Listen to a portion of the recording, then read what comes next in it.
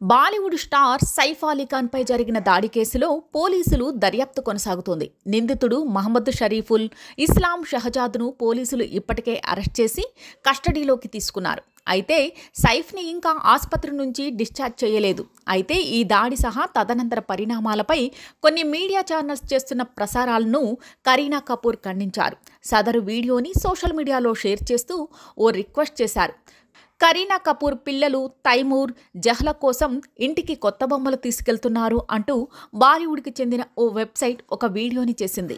ఈ వీడియోని కరీనా కపూర్ తన ఇన్స్టాగ్రామ్ స్టోరీలో షేర్ చేస్తూ, ఇలాంటివి ఇప్పుడే ఆపేయండి, మీకు అసలు హృదయం ఉందా, దయచేసి మమ్మల్ని ఒంటరిగా వదిలేయండి అంటూ క్యాప్షన్ ఇచ్చారు. అయితే ఈ పోస్ట్ని కాసేపటికే కరీనా డిలీట్ చేసేశారు.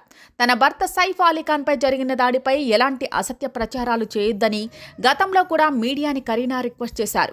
మీడియా సంయమనం పాటించాలి, ఊహాజనిత కథనాలు కవరేజీకి దూరంగా ఉండాలి. ఇది మాకెంతో కఠినమైన సమయం. ఏం జరిగిందో తెలుసుకునే ప్రయత్నం చేస్తున్నాం. ఈ ఘటన నుంచి తేరుకునేందుకు వీలుగా మా కుటుంబానికి కొంత సమయం ఇవ్వాలి అంటూ కరీనా కోరారు. కానీ మీడియా తమకు నచ్చినట్లుగా కథనాలు ప్రసారం చేస్తుందంటూ కరీనా ఫైర్ అవుతున్నారు.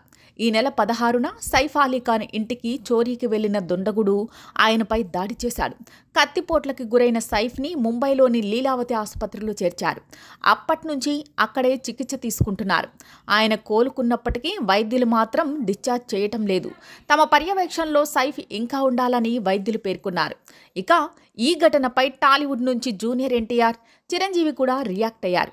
ఈ ఘటన దిగ్భ్రాంతి కలిగించిందని, వీలైనంత త్వరగా సైఫ్ అలీ ఖాన్ కోలుకోవాలని ఆకాంక్షించారు. గత ఏడాది తారక్తో కలిసి సైఫ్ దేవరా చిత్రంలో నటించిన సంగతి తెలిసిందే. ఈ సినిమాలో విలన్ పాత్రలో సైఫ్ యాక్ట్ చేశారు.